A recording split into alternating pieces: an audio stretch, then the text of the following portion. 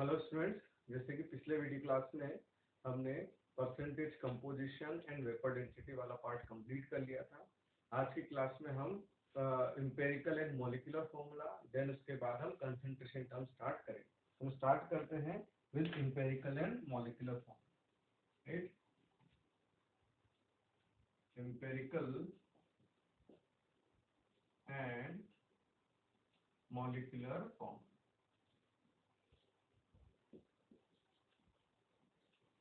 देखिए, empirical formula और molecular formula जो टर्म है, देखिए एम्पिरिकल फॉर्मूला का मतलब होता है कोई भी जो मॉलिक्यूल है उस मॉलिक्यूल का जो फॉर्मूला होता है। जैसे फॉर एग्जांपल मैं बात करूं कि H2O ये एक मॉलिक्यूल है, या मैं बात कर रहा हूँ ग्लूकोज C6H12O6, एक ग्लूकोज एक मॉलिक्यूल है, H2 एक मॉलिक्यूल है। अब इस मॉलिक्यूल के अंदर कार्बन, हाइड्रोजन, ऑक्सीजन जो है वो 6 कार्बन, 12 हाइड्रोजन और 6 ऑक्सीजन से मिलकर ग्लूकोज मॉलिक्यूल बना हुआ, राइट। तो ये जो एक्चुअल नंबर ऑफ एटम्स है जो इसके अंदर एक्सप्रेस किए हुए हैं, ये रिप्रेजेंट करते हैं इस कंपाउंड के मॉलिक्यूलर फॉर्मूला को। लेकिन अगर मैं इन नंबर्स का या जो कार्बन, हाइड्रोजन, ऑक्सीजन के जो एटम है इनका सिंपल रेशियो में ले लूं, सिंपल रेशियो का मतलब हो जाएगा हमारे पास कि जितने भी एटम है इनका सिंपल रेशियो कितना होगा, 6:12:6। तो इसका सिंपल रेशियो अगर हम लिखें, जैसे हमारे पास है कार्बन C6H12O6, ये हमारे पास मॉलिक्यूल हो गया। ये मॉलिक्यूलर फॉर्मूला है ग्लूकोज का। अगर इसका हम सिंपल रेशियो ले रहे तो कितना है, 6:12:6। तो सिंपल रेशियो विल बी 1:2:1, और 1:2:1 में जो मॉलिक्यूल बनेगा दैट इज CH2O, और ये जो फॉर्मूला रहने वाला है that will be the empirical formula of glucose. Right, तो सिंपली हम याद रखेंगे कि एम्पिरिकल और मॉलिक्यूलर फॉर्मूला जो है, molecular formula shows the exact number of atoms present in a molecule, whereas empirical formula represent the simplest ratio of atoms present in one molecule। जैसे यहाँ पे जो एटम्स थे इनका सिंपल रेशियो अगर हम लिख रहे हैं that will be the empirical formula, right. तो इसको हम छोटा सा डेफिनेशन लिख लेते हैं इसका पार्ट। देखिए, मॉलिक्यूलर फॉर्मूला वो रिप्रेजेंट करेगा, it represent the exact number of atoms present in a molecule। ये एग्जैक्ट नंबर ऑफ एटम को रिप्रेजेंट करने वाला है। वहीं पे इंपेरिकल फॉर्मूला जो है ये रिप्रेजेंट करेगा, it represents the simplest ratio of atoms present in a molecule। तो एक मॉलिक्यूल के अंदर जितने भी एटम्स प्रेजेंट हैं उनका simplest ratio will be the empirical formula. जैसे हमने एक सिंपल सा एग्जांपल यहाँ पे ले लिया था, C6H12O6 ग्लूकोज, ये मॉलिक्यूलर फॉर्मूला है, और इसका सिंपल रेशियो जो हमने लिया था दैट इज CH2O, वो क्या हो जाएगा इसका एम्पिरिकल फॉर्मूला।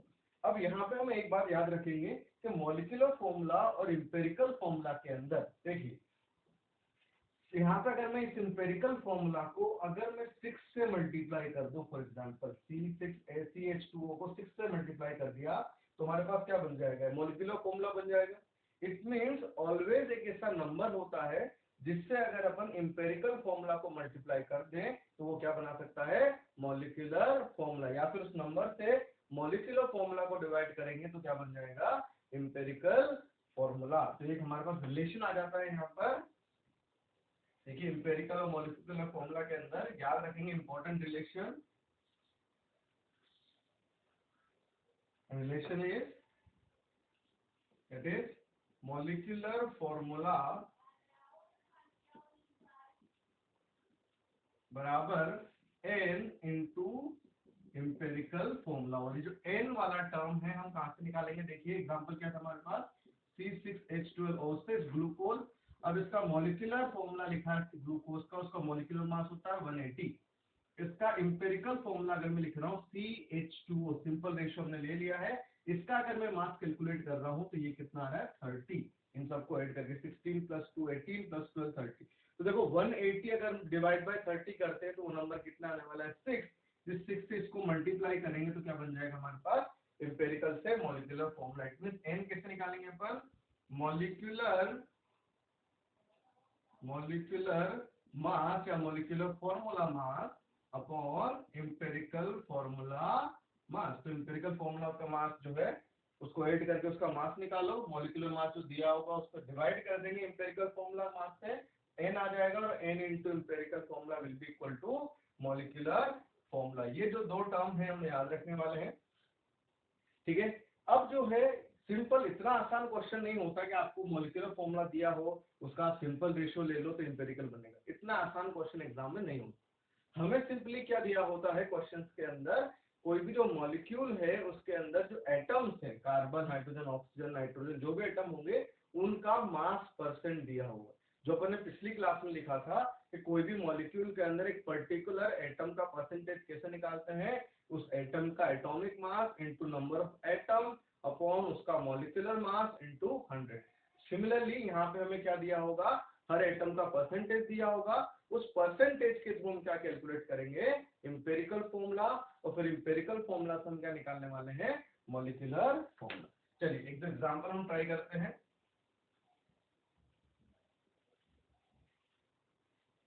देखिए एक एग्जांपल आपको दे रखा है, find empirical formula of a compound that contains 75% by mass carbon and remaining कितना हुआ 25% remaining हाइड्रोजन, राइट। ऐसा आपको बोल दिया है कंपाउंड है जिसके अंदर 75% कार्बन है और 25% हाइड्रोजन है, उसका हमें क्या निकालना है, इंपेरिकल फॉर्मूला। चलिए तो इसको इंपेरिकल फॉर्मूला निकालने के लिए हम क्या कर सकते हैं, सिंपली अगर आप ऐसे लिखोगे टेबल की फॉर्म में तो आसानी से आपको समझ में आ जाएगा। तो पहले हम लिख रहे हैं एलिमेंट, कौन कौन से एलिमेंट है हमारे पास, कार्बन है और एक हाइड्रोजन है। नेक्स्ट उसका मास परसेंटेज, तो या तो मास परसेंटेज की फॉर्म में दिया होगा या मास रेशियो की फॉर्म में भी बहुत सारे क्वेश्चन में दिया जाता है। जैसे मान लो यहाँ पे 75 और 25 है तो इसको हम क्या बोल सकते हैं, 3:1 भी बोल सकते थे। तो 3 ग्राम मान लो 3:1 का मास रेशियो, तो वो भी हम यहाँ पे लिख सकते हैं। तो मास परसेंटेज का 75 दैट इज 25। नेक्स्ट हमें क्या करना है, मास जो दे रखा है, क्योंकि हमें पता होता है, देखो अगर मेरे पास ये कंपाउंड है H2, तो H2O का अगर 1 मोल है मेरे पास तो इसको देख के बोल सकता हूँ हाइड्रोजन के कितने मोल है इसके अंदर 2, ऑक्सीजन के कितने मोल है 1। तो सिमिलरली जो मास परसेंट दिया होगा उससे हम क्या निकालेंगे, मोल परसेंट। कैसे कि जितने मोल हमारे पास रहने वाले हैं कंपाउंड के, तो एटम के जो मोल रहेंगे उसके रेशियो के अंदर डिवाइड हो जाएंगे। देखिए मास परसेंट 75/75 एंड 25। नेक्स्ट हो जाएगा मोल परसेंट। अब मोल परसेंट कैसे निकालेंगे, given mass upon atomic mass. 75 है तो उसको डिवाइड बाय किससे कर दिया, 12 से। सिमिलरली हाइड्रोजन का कितना होता है 1, तो 25/1। नेक्स्ट हम क्या कर लेंगे, इन सबका सिंपल रेशियो हम निकाल लेंगे। पहले एलिमेंट उनके मास परसेंट या उनका जो मास रेशियो दिया है उसको ले लेंगे, 3:1 7:12। मोल परसेंट उनके मोल निकाल लेंगे given percentage divide by atomic mass करके। फिर इनका अगर सिंपल रेशियो ले हम तो ये कितना होगा, देखिए अगर मैं इसको डिवाइड कर दूं तो ये कितना बन जाएगा 25/4 बन जाएगा। 3 से अगर मैंने डिवाइड कर दिया तो इसको, तो इन दोनों का सिंपल रेशियो कर लेंगे तो ये कितना आएगा, जो छोटा टर्म है उससे डिवाइड कर दो 1:4। तो 1:4 अगर आपके पास एक सिंपल रेशियो मतलब होल नंबर रेशियो है तो हमें रखना है, नहीं तो अगर मान लो आपका फ्रैक्शन आएगा तो किसी भी टर्म से मल्टीप्लाई करके उससे हम होल नंबर रेशियो बना लेंगे। ये हमारे पास क्या बन गया, 1 carbon 4 hydrogen, that means compound will be CH4। अच्छा मीथेन जो है CH4, ये तो मीथेन का इंपेरिकल फॉर्मूला भी है और इसका मॉलिक्यूलर फॉर्मूला भी हो सकता है, ठीक है। तो इंपेरिकल फॉर्मूला और मॉलिक्यूलर फॉर्मूला बराबर भी हो सकते हैं। राइट। पर एम्पिरिकल फॉर्मूला मास जो है वो मॉलिक्यूलर फॉर्मूला मास से कभी भी ज्यादा नहीं होगा, उसके बराबर हो सकता है, उससे कम हो सकता है, राइट। चलिए एक और एग्जांपल हम करते हैं।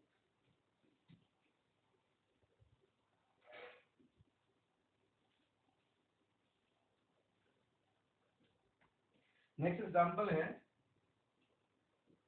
ए कंपाउंड containing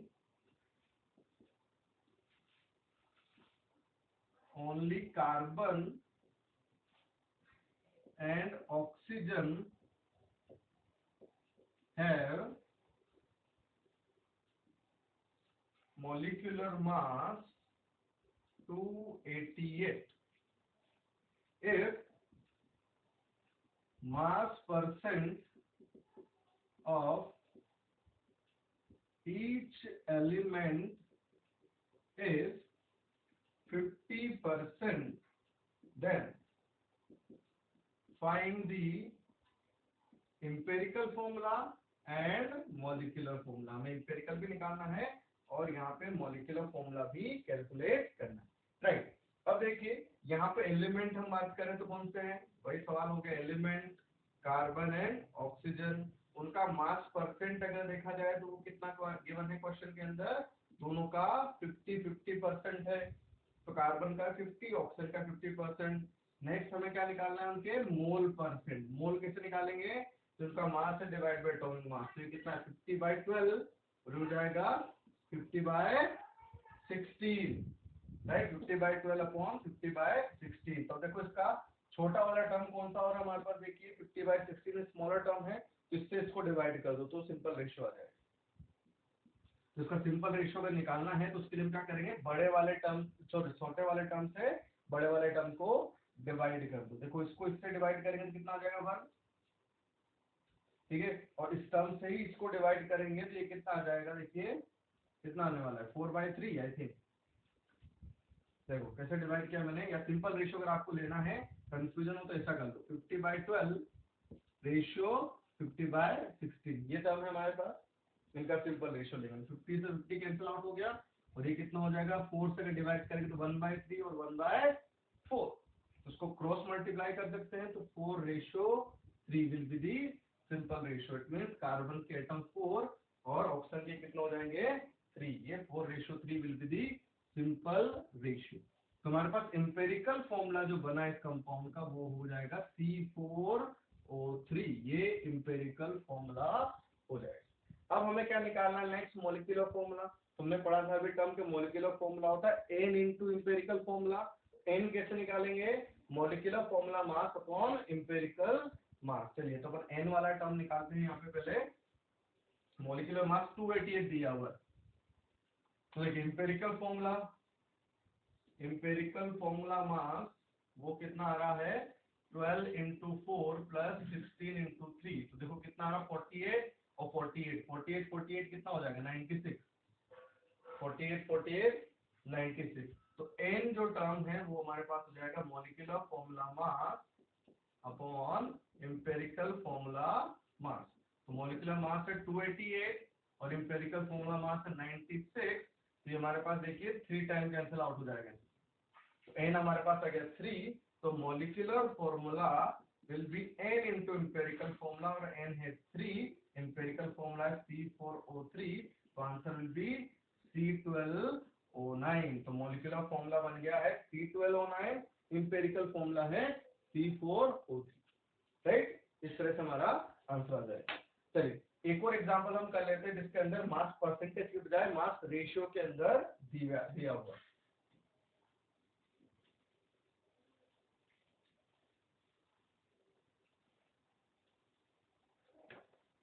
चलिए for example a compound containing 7/16 by mass of nitrogen and oxygen respectively find molecular formula of compound if vapor density is 46। आपको दे दिया है वेपर डेंसिटी 46 है, तो उस कंपाउंड का हमें क्या निकालना है, मॉलिक्यूलर फॉर्मूला निकालना है। तो देखिए एक तो रिविजन हमने पिछली क्लास में पढ़ा था, वेपर डेंसिटी क्या होता है, मॉलिक्यूलर मास डिवाइडेड बाय 2। तो मॉलिक्यूलर मास तो अपन वहां से निकाल लेंगे, पहले अपन इसका एम्पिरिकल फॉर्मूला निकाल लेते हैं। वही चीज देखिए, एलिमेंट नाइट्रोजन एंड ऑक्सीजन, इनका मास रेशियो जो दे रखा है मास परसेंट की फॉर्म में 7:16, तो 7:16 ले सकते हैं। मोल रेशियो जो हो जाएगा इनका वो कितना होगा, 7/14 नाइट्रोजन का एटॉमिक मास और 16/16 ऑक्सीजन का एटॉमिक मास। देखिए इनके सिंपल रेशियो का निकालना है, तो ये कितना होगा, देखो 1/2 और ये हो जाएगा 1। तो 1/2 सिंपल नहीं है, तो इसको मल्टीप्लाई बाय, दोनों को मल्टीप्लाई बाय 2 कर दिया, तो सिंपल रेशियो विल बी 1:2। तो इसका एम्पिरिकल फॉर्मूला क्या बनेगा, NO2, that is the empirical formula, right. अब एम्पिरिकल फॉर्मूला से मॉलिक्यूलर फॉर्मूला कैसे निकालता है वो अभी मैंने आपको बता दिया। देखिए जैसे यहाँ पे अगर मैं N का टर्म निकालूं, N हो जाएगा पहले तो मॉलिक्यूलर मास, देखिए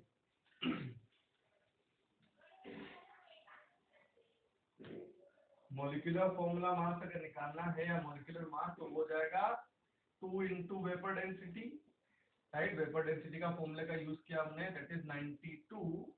और एम्पिरिकल फॉर्मूला अगर मास अगर निकालना है वो ऐड करके निकल जाएगा, नाइट्रोजन का 14 प्लस ऑक्सीजन का 16 into 2 दैट इज 32 प्लस 46 हो जाएगा। इट मीन जो n रहेगा हमारे पास 92/46 वो 2 हो गया। तो molecular formula n into empirical formula मतलब हो जाएगा N2O4, राइट। तो क्वेश्चन किसी भी फॉर्म में दिया हो, सिंपल रेशियो की फॉर्म में दिया हो, मास रेशियो दिया हो, ठीक है, 3 एलिमेंट हो गए, कार्बन हाइड्रोजन ऑक्सीजन, सबका रेशियो दे दिया, कार्बन हाइड्रोजन नाइट्रोजन, तो सिंपल रेशियो अगर उनका दे रखा है या उनका मास रेशियो दिया है, तो उसको अपन एटॉमिक मास से डिवाइड करके उनका सिंपल रेशियो ले सकते हैं, उससे एम्पिरिकल एंड मॉलिक्यूलर फॉर्मूला बन जाएंगे, ठीक है। तो मॉलिक्यूलर फॉर्मूला और एम्पिरिकल फॉर्मूला के जो क्वेश्चन है वो इसी कंसेप्ट से रिलेटेड ज्यादातर आते हैं, राइट। नेक्स्ट जो आज हम टर्म को स्टार्ट करने वाले हैं that is concentration term. Next जो इसके बाद है वो टॉपिक हो जाएगा हमारा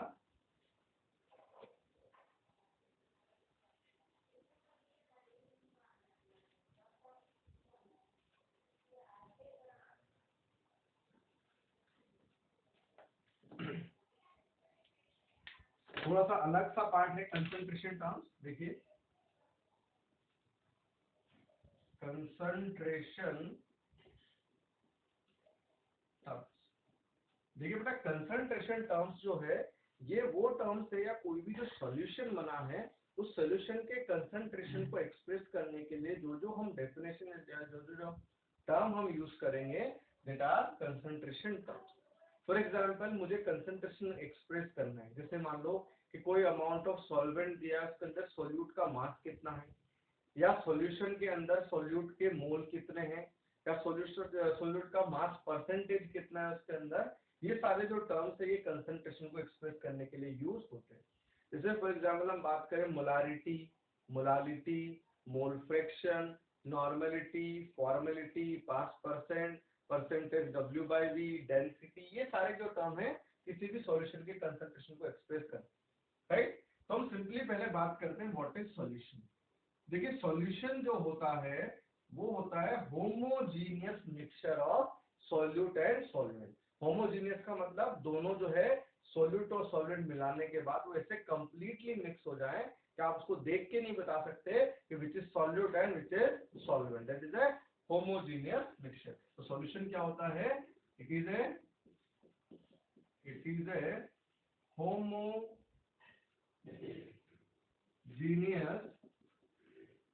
mixture of solute and solvent। तो solute और solvent का homogeneous mixture will be the solution। अब solute क्या होता है और solvent क्या होता है वो डिसाइड करना है हमें। तो देखिए जनरली तो हम क्या बोलते हैं कि जो ज्यादा अमाउंट में होता है वो solvent है और जो कम अमाउंट में होता है वो solute है। पर ये डेफिनेशन हर जगह पे ट्रू नहीं होती। सिंपली हम बात करें तो सॉल्वेंट वो होगा किसी भी सॉल्यूशन के अंदर, सॉल्वेंट वो कंपोनेंट होगा सॉल्यूशन का जो है जिसकी फिजिकल स्टेट जो सॉल्यूशन की फाइनल फिजिकल स्टेट के समान है। आई मीन जैसे मान लो आपने 10 ग्राम शुगर को ऐड किया है सपोज 100 ग्राम वाटर के अंदर, ठीक है। ये सिंपल सा कॉन्सेप्ट है। 10 ग्राम शुगर को 10 ग्राम वाटर में ऐड किया मैंने, तो जब सॉल्यूशन बनेगा आपके पास तो कौन सा स्टेट का बनेगा, लिक्विड सॉल्यूशन बना है मान लो। तो लिक्विड सॉल्यूशन बना है तो हम सिंपली देख के बोलेंगे कि 100 ग्राम वाटर है और वाटर लिक्विड होता है और शुगर सॉलिड होती है, तो वैसे भी अमाउंट के हिसाब से भी देखा जाए तो वाटर सॉल्वेंट होगा और फिजिकल स्टेट के हिसाब से भी देखा जाए तो वाटर लिक्विड है और फाइनल सॉल्यूशन में क्या लिक्विड, तो वाटर क्या होगा सॉल्वेंट। लेकिन अगर किसी क्वेश्चन में ऐसा लिखा हुआ है 50 ग्राम मान लो यूरिया है, राइट, 50 ग्राम यूरिया या आपने 50 ग्राम ग्लूकोज हमने डिसोल्व कर दिया उसको 45 ग्राम वाटर के अंदर, राइट। अब 50 ग्राम ग्लूकोज को 45 ग्राम वाटर में डिसोल्व कर दिया, सॉल्यूशन जो बना है अगर वो लिक्विड सॉल्यूशन बनता है आपका, ठीक है, तो हमें देखना है कि अमाउंट के हिसाब से तो ग्लूकोज सॉल्वेंट होना चाहिए, लेकिन अगर फिजिकल स्टेट देखा जाए तो ग्लूकोज होता है सॉलिड और वाटर होता है लिक्विड, और हमें फाइनल सॉल्यूशन कैसा चाहिए, लिक्विड चाहिए। तो लिक्विड अगर फाइनल सॉल्यूशन है तो इन दोनों में से लिक्विड क्या है, पानी, तो वाटर क्या होगा सॉल्वेंट, चाहे उसका अमाउंट कम हो, ठीक है। तो ये कभी भी नहीं बोलना है कि जो ज्यादा अमाउंट में होता है वो ऑलवेज सॉल्वेंट होता है। सॉल्वेंट क्या होता है, जिसकी फिजिकल स्टेट फाइनल सॉल्यूशन के बराबर होती है। तो हम सॉल्वेंट की डेफिनेशन लिख लेते हैं, राइट। देखो सॉल्वेंट क्या हो जाएगा, the component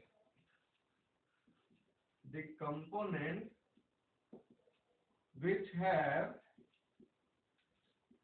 same physical state as of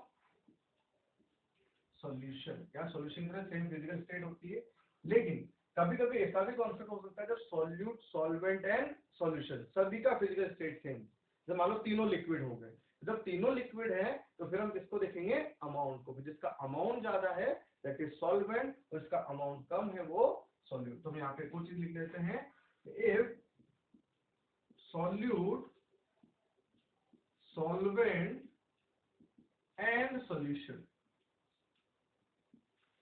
all have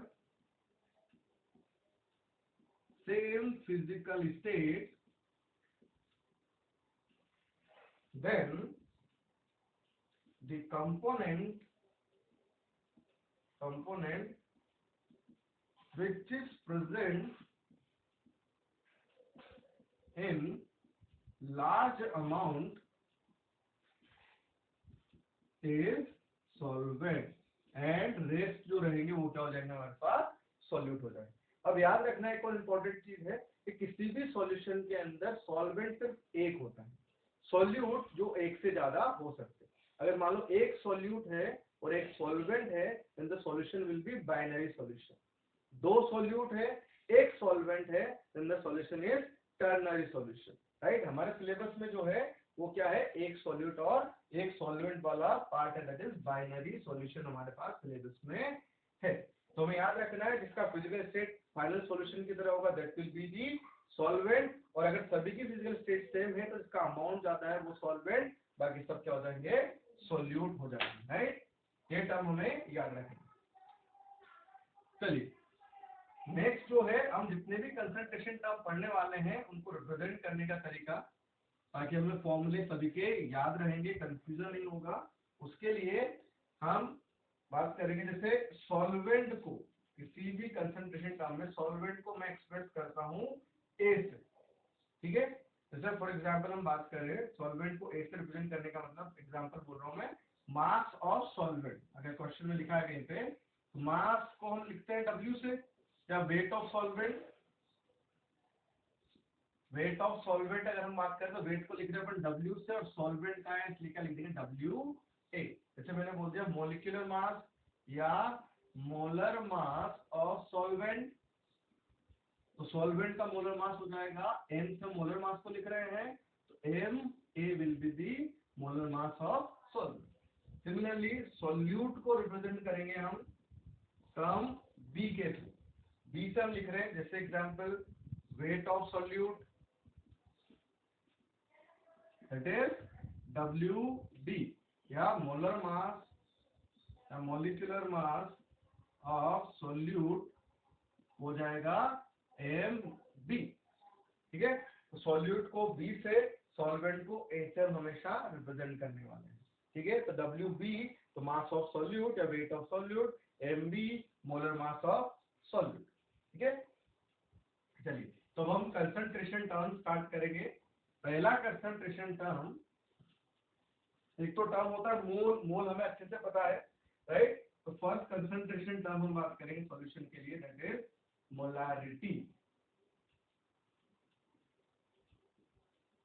molarity को हम बड़े वाले m से रिप्रेजेंट करते हैं. मोलारिटी एक और टर्म हम पढ़ेंगे जिसको हम स्मॉल m से रिप्रेजेंट करेंगे. मोलारिटी को हम बड़े वाले m से रिप्रेजेंट करेंगे. देखिए मोलारिटी का मतलब हो जाता है कि किसी भी सॉल्यूशन के अंदर number of moles of solute. देखिए मोलारिटी की डेफिनेशन है number of moles of solute present in 1 litre solution.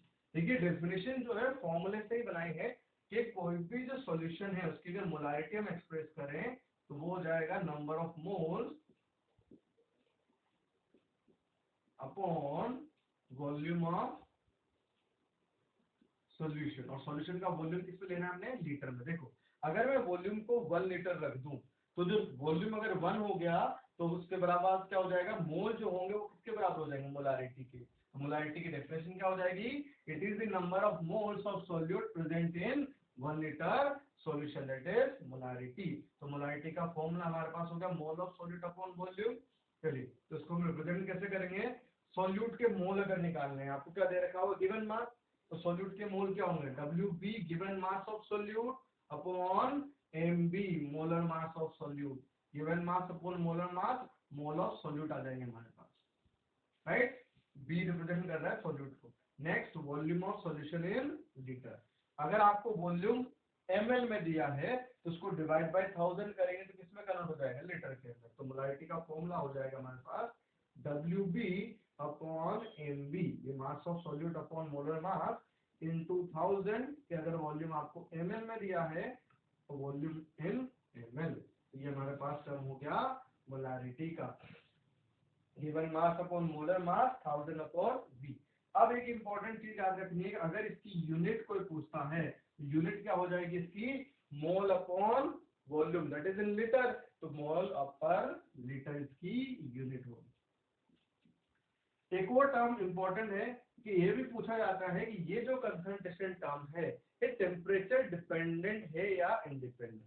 बेटा याद रखना है जिस भी कंसंट्रेशन टर्म के अंदर वॉल्यूम का टर्म आता है वो सारे के सारे क्या रहेंगे, टेम्परेचर डिपेंडेंट. बिकॉज वॉल्यूम जो है वो टेम्परेचर के साथ चेंज हो सकती है.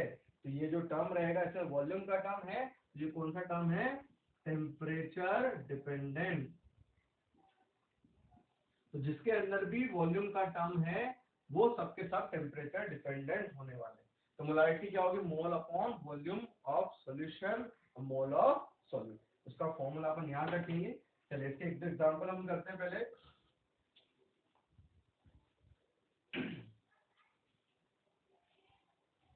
फॉर्मूला में यहाँ पे लिख देता हूँ मोलारिटी का, it is WB into 1000 upon MB into volume of solution in ml. WB mass of solute, MB molar mass of solute. चलिए एग्जांपल की बात करते हैं.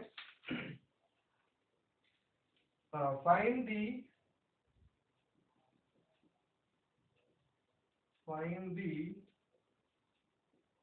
molarity of solution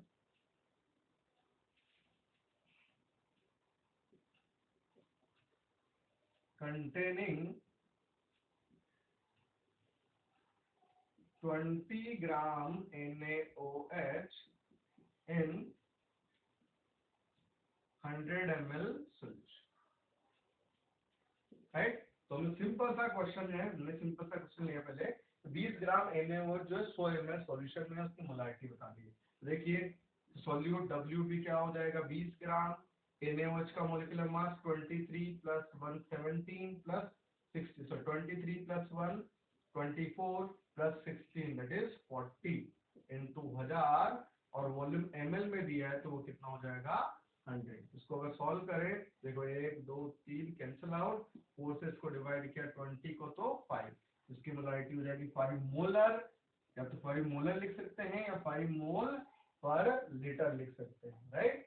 चलिए नेक्स्ट एग्जांपल की हम बात करते हैं। Calculate the mass of solute and solvent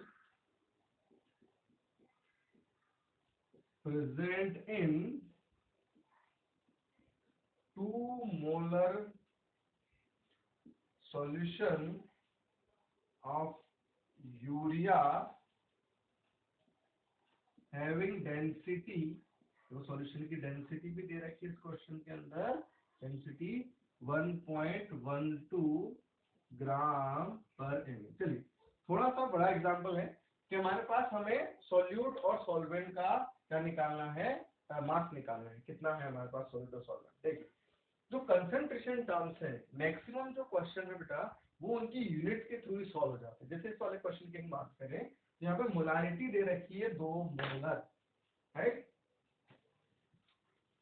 चलिए देखो इस सवाल में मोलारिटी दे रखी है 2, तो 2 मोलारिटी का मतलब क्या हो जाएगा, तो जब भी कोई भी कंसंट्रेशन टर्म दिया उसका मतलब लिखोगे तो आंसर आ जाएगा। देखिए 2 मोलर हमें दे रखा है, तो 2 मोलर का मतलब हो जाएगा 2 मोल सॉल्यूट, और सॉल्यूट क्या है यहाँ पे यूरिया, इन 1000 ml सॉल्यूशन।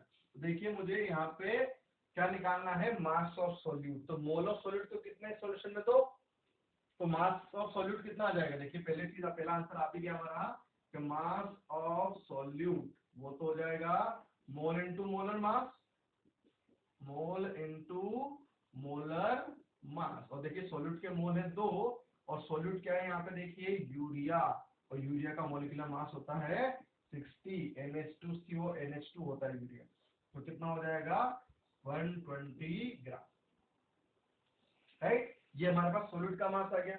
एक और हमें चाहिए सॉल्वेंट का मास, राइट। अब हमें पता है सॉल्यूट प्लस सॉल्वेंट मिलके क्या बनता है सॉल्यूशन, तो हमें सॉल्यूट का मास पता है, अगर मैं सॉल्यूशन का मास निकाल लूं तो हम क्या बता सकते हैं, सॉल्वेंट का मास कैलकुलेट कर सकते हैं। देखिए तो हमें उसके लिए क्या दे रखा है, डेंसिटी ऑफ सॉल्यूशन गिवन है।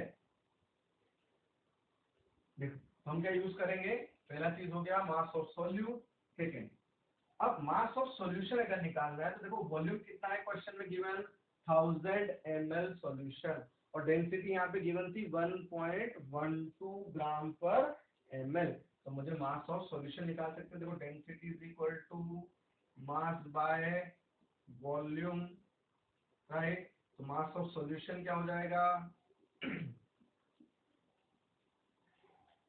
Right, density into volume, density थी 1.12 और वॉल्यूम देखिए कितना है सॉल्यूशन का 1000, that is equal to 1120 gram, right.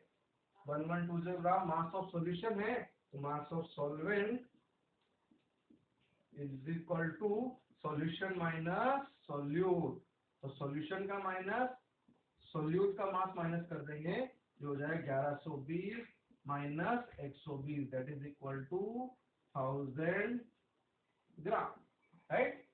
1000 gram हमारे पास मास ऑफ सोल्यूट सॉल्वेंट आ जाएगा, और सोल्यूट का मास है 120 ग्राम। तो कभी भी कोई भी कंसंट्रेशन टर्म दिया है उसका आप इस तरह से मीनिंग लिखेंगे तो आंसर आपका आसानी से आ जाएगा, राइट। चलिए नेक्स्ट कंसंट्रेशन टर्म की हम बात करते हैं, इसके क्वेश्चन हम बाद में और भी सारे करने वाले हैं। अभी हम बात करते हैं next concentration term that is molarity.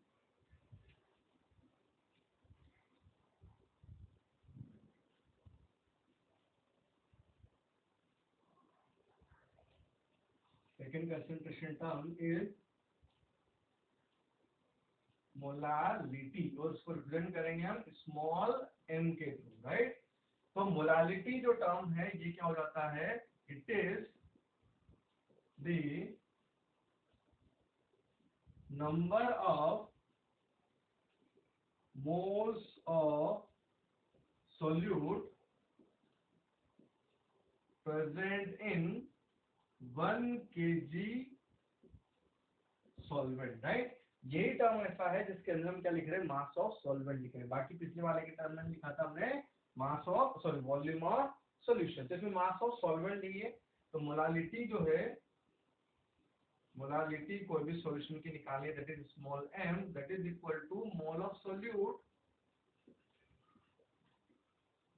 Upon क्या लेना पड़ेगा, 1 kg solvent, that is mass of solvent, weight of solvent, right. और सॉल्वेंट को, मास को किसमें एक्सप्रेस करना है, केजी में। देखिएगा मैं इसको मास ऑफ सॉल्वेंट को 1 ले लूं तो mole of solute is equal to molality हो जाएगा। इसका जो फॉर्मूला बनेगा, मोल ऑफ सोल्यूट तो भाई WB/MB, और ये अगर मान लो ग्राम में लिया है तो मल्टीप्लाई बाय 1000 कर देते हैं, और ये क्या हो जाएगा, मास ऑफ सॉल्वेंट। देखो मास ऑफ सॉल्वेंट को किससे लिखेंगे, WA से, राइट। तो WA यहाँ पे क्या है, मास ऑफ सॉल्वेंट,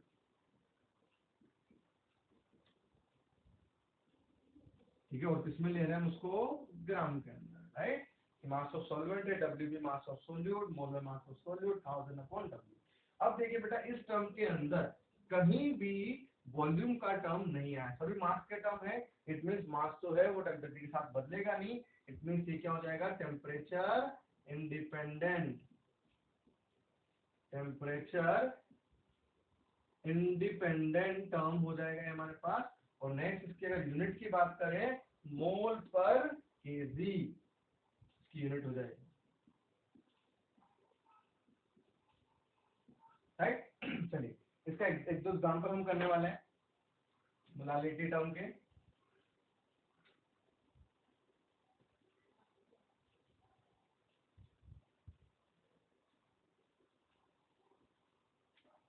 देखिए एग्जांपल है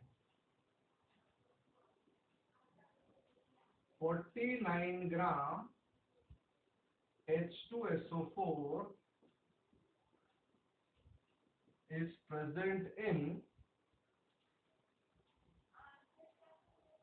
100 ग्राम H2O, find molality, right. Simple सा क्वेश्चन है, हमें मोलालिटी निकालनी है। तो मोलालिटी का formula, given mass 49 upon molar मास 98 इनटू 1000। मोलर मास H2SO4 का 98 होता है, मास ऑफ वाटर कितना दिया सॉल्वेंट का 100, तो ये कितना आ जाएगा, देखिए 2 से डिवाइड, तो ये भी आंसर कितना आ जाएगा, 5 molar, right.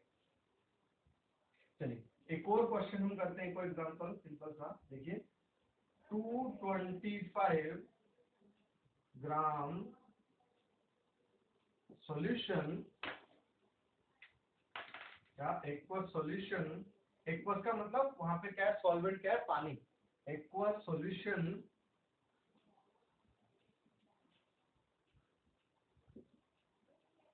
containing 5 gram urea, fine molality, right. अब ये भी सेम पहले जैसे क्वेश्चन है, लेकिन यहाँ पे जो मास दिया है ये किसका मास गिवन है, सॉल्यूशन का मास। लेकिन हमें क्वेश्चन में क्या चाहिए, फॉर्मूले में क्या चाहिए, मास ऑफ सॉल्वेंट। तो अभी मैंने बताया सॉल्यूशन में से किसको माइनस कर देंगे, सोल्यूट के मास को, तो मास ऑफ सॉल्वेंट आ जाएगा। तो देखो सिंपल सा है आंसर, तो पहले हम निकाल लेते हैं मास ऑफ सॉल्वेंट। और याद रखना एक्वस मतलब वाटर सॉल्वेंट है, राइट। मास ऑफ सॉल्वेंट हो जाएगा सॉल्यूशन का मास माइनस सोल्यूट का मास, दैट इज 220 ग्राम, 225 ही है, राइट। देखिए मोलालिटी का फॉर्मूला हो जाएगा, आप देखो मोल of solute given mass upon molar मास 1000/220, ठीक है। ये हमारे पास देखो 0 से 0 कैंसिल आउट हो गया, एक 0 कैंसिल आउट हो गया, ये कितना बचेगा 50/22 इंटू 6, और इसको हम सॉल्व करके इसकी मोलालिटी कैलकुलेट कर लेंगे, राइट। 225 ग्राम सॉल्यूशन में 5 ग्राम यूरिया है, ठीक है। ये हमारे पास इस तरह से मोलरिटी का क्वेश्चन हो जाएगा। और भी आगे क्वेश्चन हम बाद में करेंगे इसके।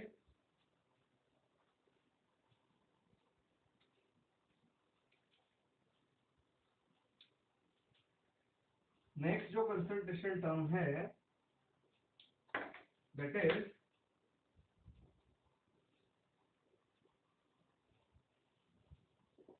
Mole fraction, right. Mole fraction का बेसिक मतलब होता है टोटल मोल के अंदर किसी पर्टिकुलर कंपोनेंट के मोल कितने हैं, दैट इज मोल फ्रैक्शन। ठीक है, जैसे मान लो हमारे पास दो टर्म है, एक ए और बी, सॉल्यूट और solvent.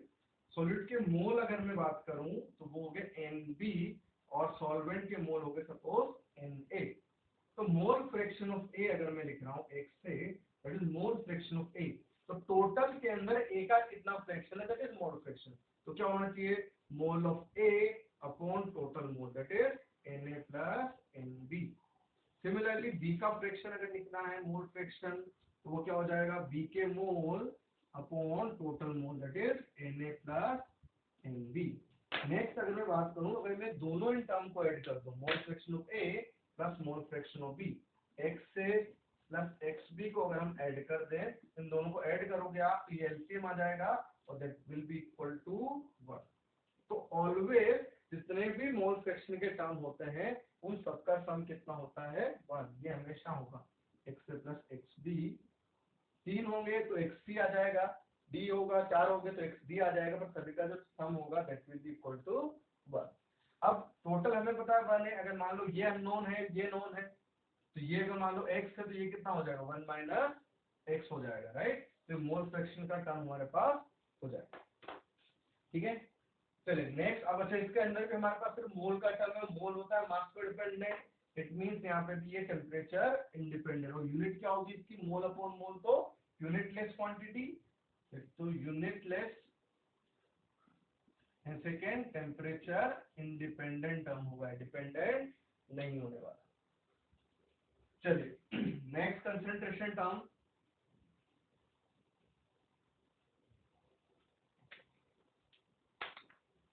Four. Next concentration term है मास परसेंट, या फिर उसको हम लिखते हैं percentage W by W, weight by weight. ये हमारे पास एक नया टर्म है, इसके बहुत सारे क्वेश्चन आते हैं टेस्ट में।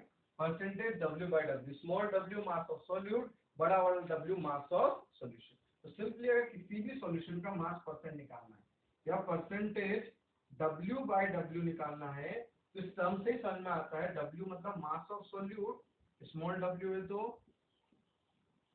मास ऑफ सॉल्यूट अपॉन बड़ा वाला W that is mass of solution into 100, ये मास परसेंट।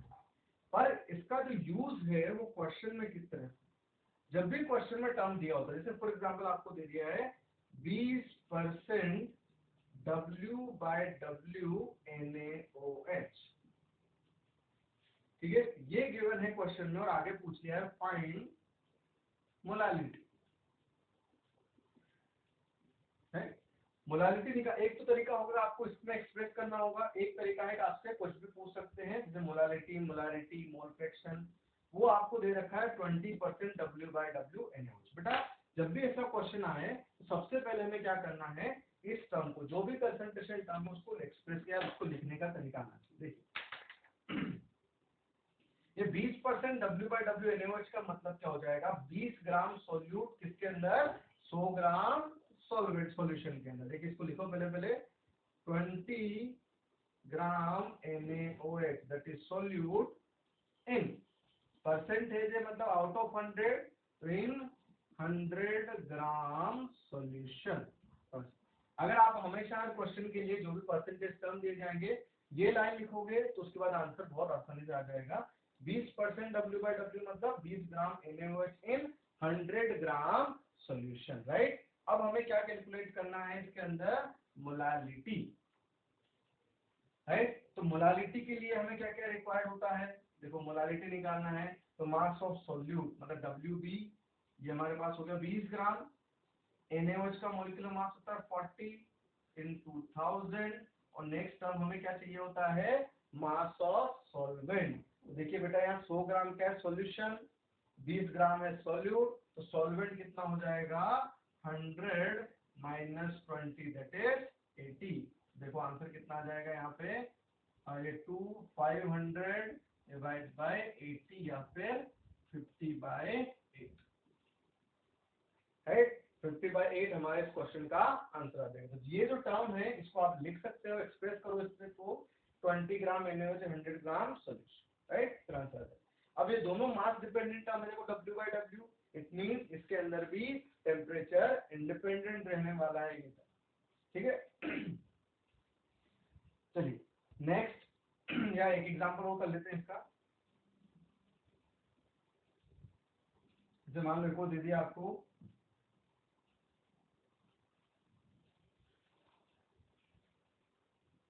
या हम एग्जांपल बाद में करेंगे, पहले एक और टर्म पर लेते हैं। Four fifth term it is percentage W/W या वेट बाय वॉल्यूम।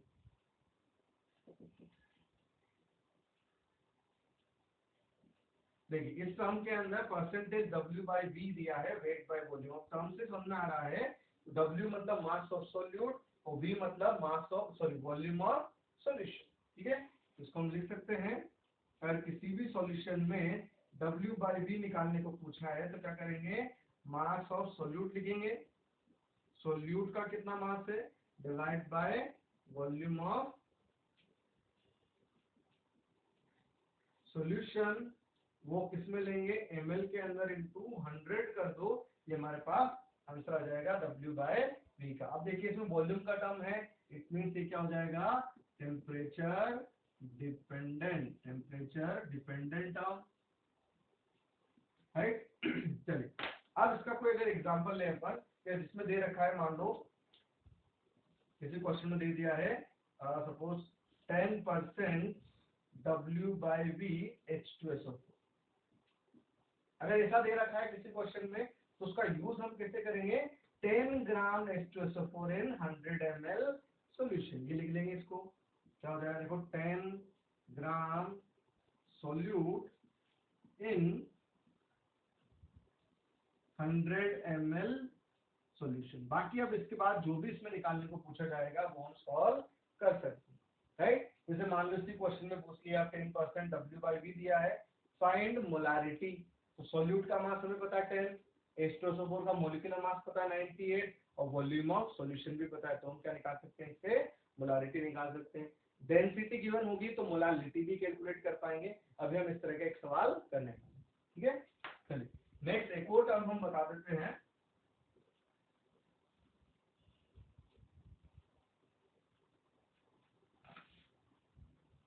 एक और टर्म हो जाएगा percentage V/V that is volume by volume. देखिए ये जो टर्म दिए हैं इन सबका जो है वो अलग अलग टाइप के सॉल्यूशन को एक्सप्रेस करने का तरीका है। देखो परसेंटेज W/W का मतलब है सॉल्यूट भी आपके पास क्या होना चाहिए सॉलिड, सॉल्वेंट भी क्या होना चाहिए सॉलिड, तो जो सॉलिड और सॉल्यूशन भी होना चाहिए सॉलिड और सॉलिड भी सॉलिड, तो सॉल्यूट इन सॉलिड के अंदर रिप्रेजेंट करने का तरीका है W/W। अगर मैं रिप्रेजेंट कर रहा हूँ W/V मतलब सॉलिड को लिक्विड के अंदर रिप्रेजेंट कर रहा हूँ, मतलब सॉल्यूट आपका सॉलिड ही है। और परसेंटेज V/V का मतलब है वॉल्यूम ऑफ सॉल्यूट, मतलब सॉल्यूट क्या है लिक्विड और सॉल्यूशन क्या है लिक्विड, तो लिक्विड का लिक्विड में रिप्रेजेंट, सॉलिड का लिक्विड में और सॉलिड का सॉलिड में रिप्रेजेंटेशन हमारे पास क्या होता है, ये सारे कंसंट्रेशन टर्म इसलिए पढ़ रहे हैं। देखिए वॉल्यूम बाय वॉल्यूम सिमिलरली हमारे पास क्या टर्म बन जाएगा, volume of solute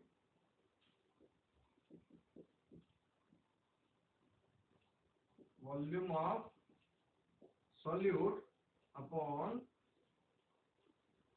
volume of solution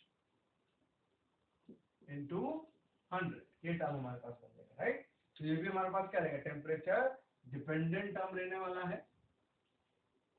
ठीक है। अब इसके अंदर भी अगर मान लो 10% या 10 ml solute in 100 ml solution होता है। चलिए एक एग्जांपल करते हैं हम, चलिए सारे कंसंट्रेशन ये तीनों टर्म इसके अंदर यूज हो जाएंगे। देखिए आपको दे रखा है 20%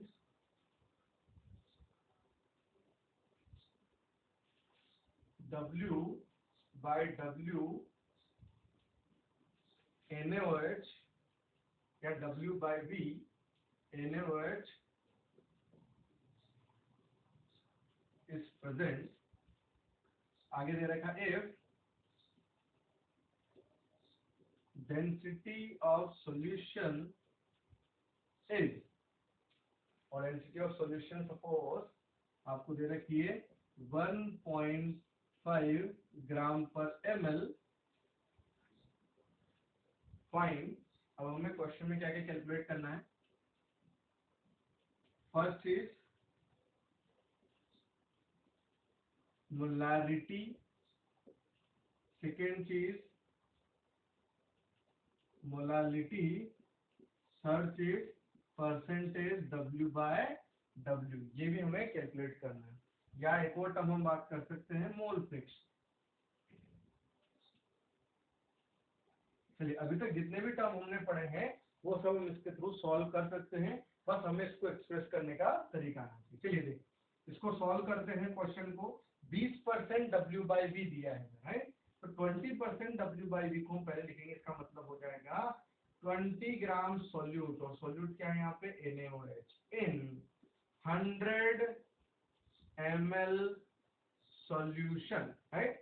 तो हमारे पास होगा 20 ग्राम NaOH इन 100 ml सॉल्यूशन, मतलब 20 ग्राम सॉल्यूट इन 100 ml सॉल्यूशन। तो देखिए, पहली चीज मोलारिटी, तो मोलारिटी के लिए चाहिए मास ऑफ सॉल्यूट और वॉल्यूम ऑफ सॉल्यूशन, तो दोनों पता है, आंसर आ जाएगा।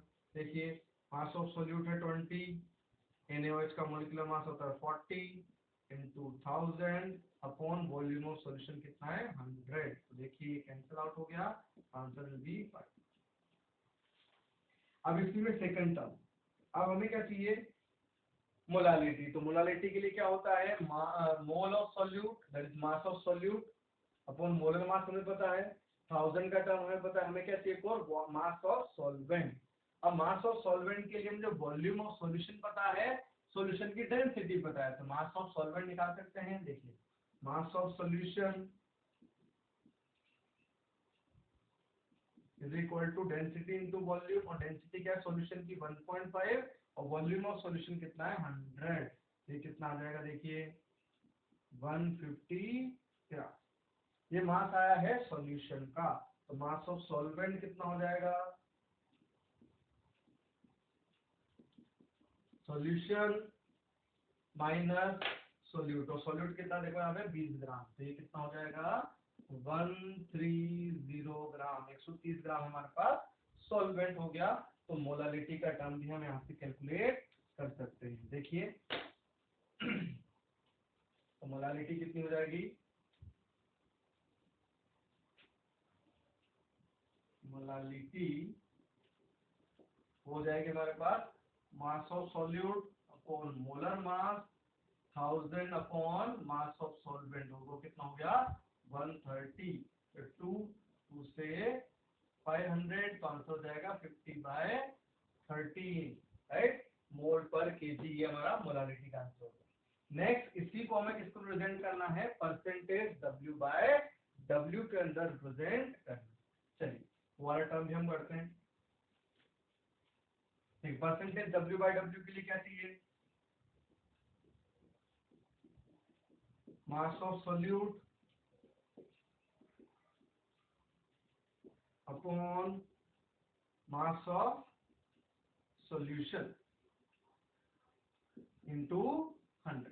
तो मास ऑफ सॉल्यूट हमें निकालना है, वो पता है हमें कितना है 20 ग्राम, राइट, और मास ऑफ सॉल्यूशन अभी देखा था हमने, वॉल्यूम इनटू डेंसिटी किया था, तो कितना आया था 150 इनटू 100। ये टर्म हमारे पास कितना बन गया, देखिए 200/15, ये हमारे पास हो गया परसेंटेज W/W, इतना परसेंट हमारा मास परसेंट हो गया। नेक्स्ट टर्म मोल फ्रैक्शन हमें चाहिए, तो मोल फ्रैक्शन हम कैसे निकालेंगे, देखिए सॉल्यूट है 20 ग्राम, तो सॉल्यूट के मोल कितने हो जाएंगे 20/40, NaOH के मोल हो गए। सिमिलरली हमारे पास क्या है, एक्वस सॉल्यूशन था, आई थिंक एक्वस सॉल्यूशन अगर मैं लूंगा तो हमारे पास क्या हो जाएगा, पानी सॉल्वेंट हो जाएगा। तो पानी सॉल्वेंट है तो उसके मोल कितना हो जाएगा 130/18, सॉल्वेंट का मास 130 है, तो उसके अपन मोल फ्रैक्शन भी कैलकुलेट कर सकते हैं। तो एक ही टर्म जो है उसका हम बाद में दूसरे के अंदर भी यूज कर सकते हैं। हमें सिर्फ और सिर्फ टर्म को एक्सप्रेस करना आना चाहिए, राइट। चलिए नेक्स्ट जो टर्म है, या नेक्स्ट हम एक एग्जांपल की और बात करते हैं। चलिए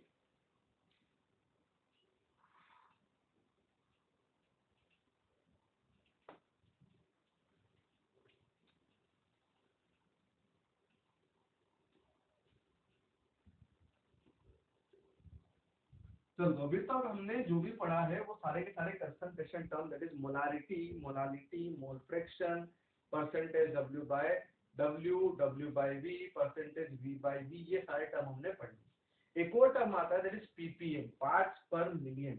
जैसे अपन यहाँ पे कंसंट्रेशन एक्सप्रेस कर रहे हैं इन 100, उस तरह से एक और टर्म है हमारे पास, वो भी बता देता हूँ, ppm, दैट इज पार्ट्स पर मिलियन। देखिए पार्ट्स पर मिलियन, जैसे परसेंटेज जो होता है वो होता है आउट ऑफ 100, तो ppm जो होता है out of 1 million, that is 10 to the power 6 gram के अंदर कितना ग्राम हमारे पास सोल्यूट है, दैट इज ppm। तो किसी भी सॉल्यूशन का ppm एक्सप्रेस करना है, जनरली ppm जो है वो कंटामिनेशन के लिए ही एक्सप्रेस करने को यूज होता है। तो ppm हो जाएगा, देखो, मास of solute upon mass of solution into 10 to the power 6। अगर यहाँ पे परसेंटेज होता तो into 100 होता, यहाँ पे ppm है इसलिए 10 to the power 6। अगर ppb, पार्ट्स पर बिलियन होगा, यहाँ पे कौन सा टर्म आ जाएगा, 10 to the power 9, तो उसको भी हम सॉल्व कर सकते हैं, राइट। ये हमारे पास, अब देखो इसके अंदर मास है तो ये भी टेम्परेचर इंडिपेंडेंट टर्म है और यूनिटलेस चीज है। जैसे फॉर एग्जांपल एक सवाल करते हैं, उसका आपको दे रखा है 10 ppm solution of NaI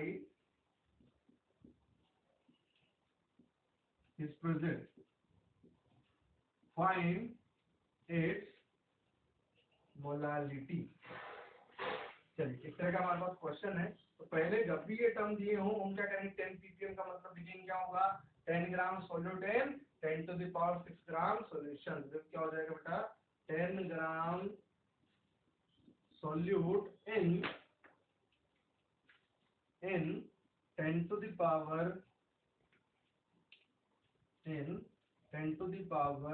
6 gram solution. अब एक और चीज देखने वाली है कि सॉल्यूट है 10 ग्राम और सॉल्यूशन है 10 टू द पावर 6 ग्राम, तो सॉल्वेंट क्या होगा, 10 टू द पावर 6 माइनस 10, तो बहुत ज्यादा डिफरेंस नहीं आएगा।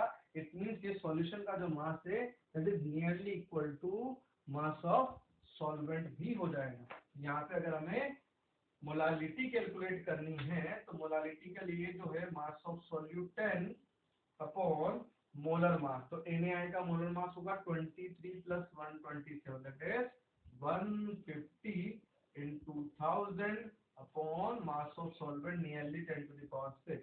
ये कितना हो जाएगा, देखिए ये टर्म हमारे पास 1000 by 15 into 10 to the power -6, या फिर हम इसको सिंप्लीफाई भी कर सकते हैं। ये हमारे पास मोलालिटी सॉल्यूशन की आ जाए, राइट। सिमिलरली रिवर्स क्वेश्चन है कि ppm में एक्सप्रेस करना है तो वो भी हम कर सकते हैं, राइट। देखिए नेक्स्ट जो कुछ इंपॉर्टेंट टर्म है हमारे पास कि मोलारिटी अगर आपको दे रखी है क्वेश्चन में और आपको मोलालिटी कैलकुलेट करनी है, या मास परसेंट दिया है तो मोलारिटी कैलकुलेट करना है, तो उसके लिए तो हमने पिछला एग्जांपल किया ही है। अगर आपके पास मोलारिटी और मोलालिटी में रिलेशन चाहिए तो वो भी हम डिराइव कर सकते हैं, relation between molality and molarity. ठीक है, relation between molarity and molality हमें निकालना है, तो चलिए हम स्टार्ट कर रहे थे relation between molality and molarity.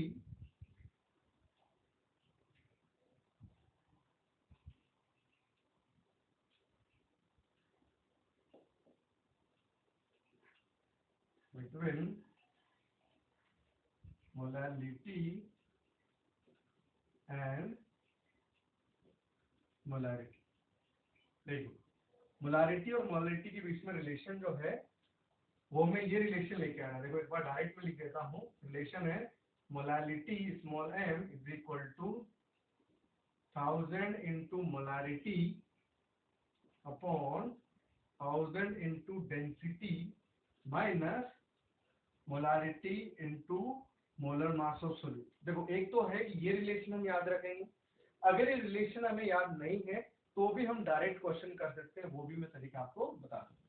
तो molarity is equal to 1000 into molarity upon 1000 into density minus molarity into molar mass of solute. ये सारे जो टर्म है बड़ा वाला m that is molarity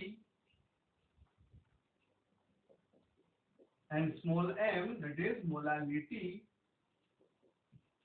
d that is density and mv that is molar mass of solute।